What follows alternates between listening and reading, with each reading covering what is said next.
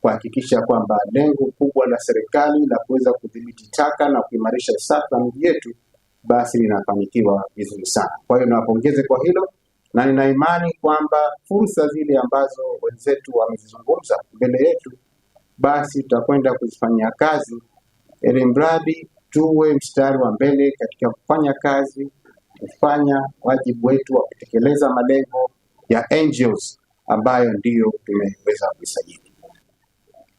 Tuna kila sababu ya kuona sisi kama ZAGIO tutachukua hatua kubwa ili kuisaidia serikali na kuisaidia jamii katika tatizo hili la kuweza kuzisimamia taka na kuhakikisha kwamba miji yetu inabakia safi na salama. Vijana wengi ambao naona ZAGREEN ni vijana ambao tunajaribu kila leo kuwashika mkono, kuepusha yale ambayo yanatokea kwa vijana wengine wa mitaa mbalimbali Zanzibar yasiyatokee kwao. Tulikana kujadili kwa kina mustakabali wa vijana waliotuzunguka mtaani kwetu. Mazungumzo yale hayakuwa ya kawaida, yalijengwa juu ya historia, malezi na misingi ya maisha tuliyorithi kutoka kwa familia yetu.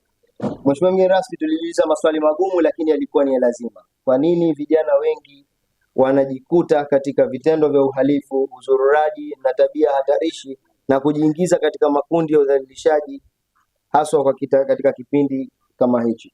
Sisi baraza la manispaa Magigi yetu na fursa nyingi ambazo kama mtazichangamkia, hii taasisi pamoja na kwamba itakuwa ni taasisi isiyo la faida, lakini pia haiwezi kufanya kazi kama hakungekuwa na mahitaji ya msingi, ikiwa ni pamoja na stationery na vitu vingine vya uendeshaji.